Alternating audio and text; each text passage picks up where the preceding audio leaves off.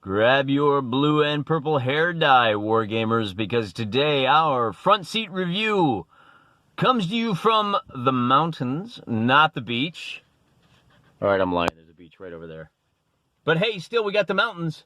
And we're talking about Riot, Revolting People, from Watt Tyler to Watts by Matthew Hartley. You can get your paint-stained fingers on a copy of these rules at Irregular Miniatures, irregularminiatures.co.uk. It's a simple, basic typeset, staple bound, about 10 pages long, and that's folded in half for about $5, which is a heck of a bargain because it's a great little solitaire rule set. And we're going to go over exactly what makes it so great here. The first thing you need to do when you're playing Riot is set up your battleground. Your battleground is specified to be a 1-inch grid with streets 1, 2, or 3 squares in width, and your figures all mounted on 1-inch square bases. You can use 15 millimeter, you could use 25 millimeter for that matter, one figure per base, or like I'm doing, I've got 6 millimeter figures. Again, purchased from Irregular Miniatures, and they'll be mounted anywhere from 2 for security forces on horseback, 2 figures per base, to the rioters, who will be anywhere from 6 to 8, depending on what mood strikes me at the time. Now, the rioters come in 2 different varieties, and the variety determines how they're going to operate. You don't do that, they do that. There's a rudimentary AI. And before we talk about how that works, we should talk about the different kinds of security forces that you have. By and large, what you'll do is for every mob of protesters, which could be between 8 to 12 bases, you're going to get about 10 points of security personnel. And the security personnel are going to come in a few distinct varieties. Tanks, horseback, artillery, which could be cannon for black powder era, could be full-on 50 cal for modern era. Missile-armed, again, could be bows, could be assault rifles. Non-missile armed infantry, basic guys with truncheons, and transports or fire engines. You'll use these to figure out how many points you're going to buy. So basically, for a mob of 10 figures, you're going to have 10 points. You might want to go with 5 bases of truncheon-armed security goons. With that out of the way, this is important because how close a mob is to one of these guys will determine how it reacts. You're going to roll a d6 on these couple of charts. And so the looters, they don't want to fight with the cops. They just want to burn stuff down. If they get locked into melee, they will fight. But for the most part, if they're within 3 inches of a tank, you'll roll a d6, and mostly they're going to flee from that. They might just withdraw a couple of inches, but they might go ahead and just say, man, I really need those new Nikes, so they're going to go ahead and loot anyway. FI means they're going to light a fire, and as you can see, if they are within 2 inches of a security force, so you start here, and if they're within 3 inches of a tank, you're going to roll here.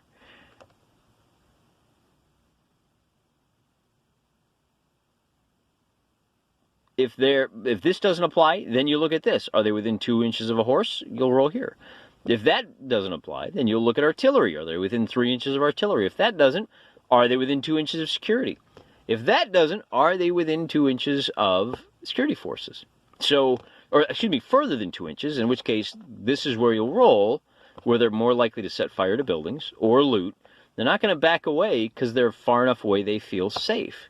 On the other hand, lynchers are rioters with a specific mission. These are guys that have a statue they want to tear down, or they want to get to the courthouse so they can spring loose, the local hero who's been arrested, or they want to seize the radio station so they can broadcast their propaganda over the radio instead of the government's propaganda. That's how they operate. When it comes time to do combat, and I should point out, every mob will nominate one leader base, and that's who you roll for. And as the leader moves, the rest of the mob will snake along behind them, filling in the width of any road that they may be happening down. So once you get stuck into combat, which should mostly happen either a few rare instances of the lynchers engaging, attacking, But for the most part, it'll be the security forces wading in to stop the rioters from burning down the town. And then you have a simple chart you're going to roll for whether the rioter is destroyed or the security forces are destroyed. And it's just a simple 2d6 with a whole slew of modifiers that you can see here. It's pretty obvious. Now, one of these modifiers we should talk about is this one right here. Security forces declare police brutality, so they get a bonus of 4 to destroy any base that they're in contact with. The problem is, 1, not all scenarios permit it, and 2, if you wanted to play this game with another person, there's a third faction you can work in. And that third faction is your star reporters, your hack journalists, and maybe the Channel 4 News team van to get them from point A to point B quickly enough. The way these guys score points is by filming a building on fire. A reporter can score 2 points for seeing that. A star reporter can score 3 points for filming a burning building. Although, you know, it's worth pointing out, once you film one burning building, you've filmed them all. So that's the maximum number of points that you can get as the media. So this introduces an interesting element for riot control that comes down to, as the security force, can I get away with beating these filthy protesters, right? Am I so enraged by the smell of patchouli oil that the only thing left for me to do is start applying clubs to thick skulls? If you get filmed, then you risk a security nightmare. Nobody wants to be the guy that ordered Kent State. The rioters, in a lot of cases, want you. They want to goad the security guys into performing a Kent State. That's what it all boils down to. The victory conditions vary based on the scenario. And fortunately, good old Matt Hartley here, he has 4 scenarios that you can try. And interestingly enough, it's worth pointing out, I don't know if these prices are accurate, that you can get poll tax rebels. You can get the entire game. The game plus all the figures you need for the poll tax rebels for about £10, which is like $15. Right? The Napoleonic game has a little surprise, a little joke in there. I'm gonna try not to ruin it for you. Same thing, all the figures that you need, only about £3, you know, for 50 in 6 millimeters, a little bit more for 15 millimeters. I actually went with the urban streets. I bought the big guns, and I did it in 6 millimeters. So lots of looters. You know, I know these are wrong because I paid a lot more than that. It's not £10. The pack I got comes with 90 bases of looters, and I think it was probably around like 50, 60 bucks. Well spent. So let's take a look at the difference between the poll tax, the revenge, the revolution, and the urban streets. Poll tax rebels is really easy. It's just one mob of 12 bases, and you get 10 points to build your security forces. This one takes place in medieval England. Nice and simple. It's a good way to start the game. All the roads are 25 millimeters across, just one square across. The next one is a Napoleonic era one, very similar, but it's a little bit bigger. There's a wrecked vessel, and instead of being looters, they're lynchers who are trying to secure the prize from that shipwrecked vessel. The Revolution is a 2-player game in an unnamed Central American capital, and essentially the proletariat are desperate to seize key buildings. The 2 players both play military units of the ruling junta, so now you're talking about 20 points with 2 different forces, and twice as many lyncher mobs, so that's 9 bases per mob as there are players. So 10 points, 9 bases, 1 target building for each lyncher mob, and you can randomize these as well based on your particular gaming peccadillos. The most complicated of them all is going to be urban streets. It says a 3 to 4 player game. Of course, the 3 players that I've got are me, myself, and I, and this is where you start to roll in the reporters, where one player is going to be playing a reporter, trying to get as much footage of the devastation as possible to air on the nightly news, because clicks make the money. They want to go viral with images of your security forces beating the heads of a bunch of very peaceful protesters who are setting very peaceful fires and are very peacefully looting every store that they can gain access to.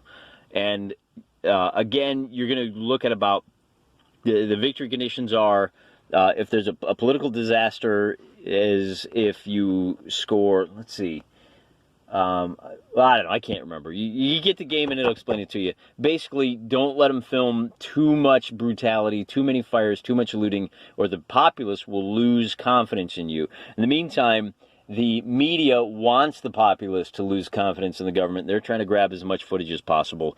The play area, it says here, basically 3 by 3 feet, with most roads being about 2 inches wide. Again, if you've seen the terrain that I'm using, I'm going to be fudging a lot of these. But the great part about that way of presenting these scenarios is that it offers the kind of easygoing guidance for how you can create your own scenarios. You don't have to play one of those 4. Just from what I've shown you, you can see that about every 10 bases of rioters should have about 10 points worth of security forces opposing them. So I may wind up starting with 2 mobs of 10 bases apiece, and then 20 points worth of security personnel. That would make for a good first game. Also, if you've seen the terrain I'm working on, here's a picture.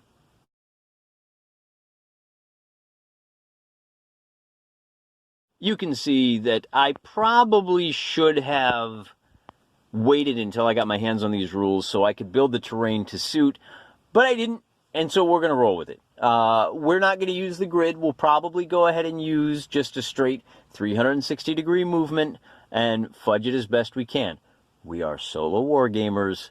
If our opponent gets too upset with that, then he can sleep on the couch.